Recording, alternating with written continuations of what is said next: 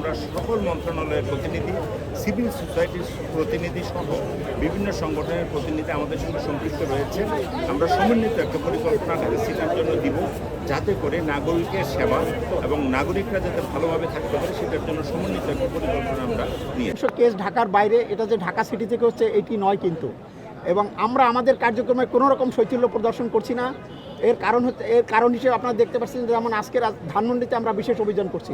এরকম ঢাকা সিটির আমাদের দক্ষিণ সিটির আওতায় 10টি জোন আছে, 10টি জোনে আমরা 10টা বিশেষ কার্যক্রম নিব এবং আমাদের যে নিয়মিত কার্যক্রম সেটাও অব্যাহত থাকবে। কারণ এতে বোঝা যাচ্ছে যে আমাদের কোনো রকম শৈথিল্যতা নেই, আমরা ডাবল কাজ করতেছি। কিন্তু কাজে আমাদের তরফে কোনো রকম কোনো শৈথিল্য নেই।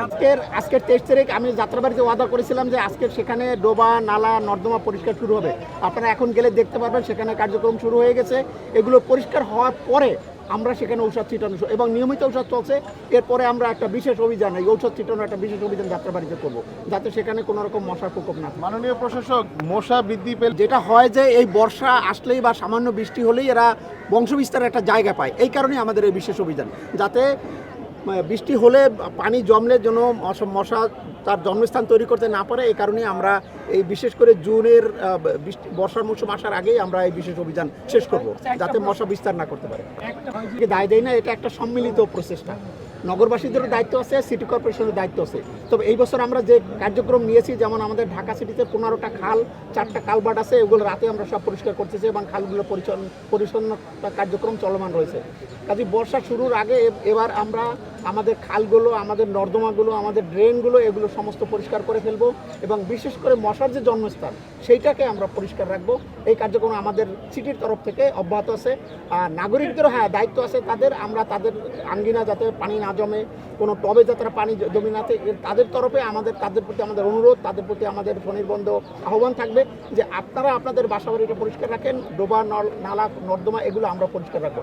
আমরা যদি সম্মিলিতভাবে এই কাজটা করি তাহলে আমরা একটা সুন্দর গতকালকে আমরা স্থানীয় সরকার মন্ত্রণালয়ে আমার সচিব স্যার এখানে উপস্থিত আছেন।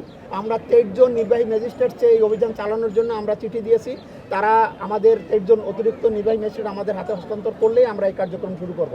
এবং আমাদের সিটি কর্পোরেশনের আওতায় এখন 2 জন ম্যাজিস্ট্রেট এবং আমাদের যারা আঞ্চলিক নির্বাহী কর্মকর্তা 10 জন, তাদের সকলের ম্যাজিস্ট্রেসি পাওয়ার আছে। আমরা সকলকে চিঠি দিয়ে জানিয়ে দিয়েছি যে তারা এই কার্যক্রম অব্যাহত রাখে। নর্দমাগুলো পরিষ্কার রাখার জন্য সিটি কর্পোরেশন প্রতিনিয়তই কাজ করছে এবং আমরা অত্যাধুনিক পদ্ধতিতে অ্যাক্টিভিটি স্ল্যাশ দিয়ে এই ময়লাগুলোকে নিয়ে ট্রিট করার ব্যবস্থা নিয়েছে। এটা মাস্টার প্ল্যান, এটা অচিরেই এই ধানমন্ডি এবং ক্যাচমেন্ট এরিয়া কাজ শুরু হবে, তখন হয়তো এই সমস্যাগুলো তখন থাকবে। ফুটপাতে যারা রয়েছে দোকান, ছোট ছোট দোকান, তাদেরকে কোনো নির্দেশনা দেওয়া হয়েছে কিনা এই বিষয় নিয়ে?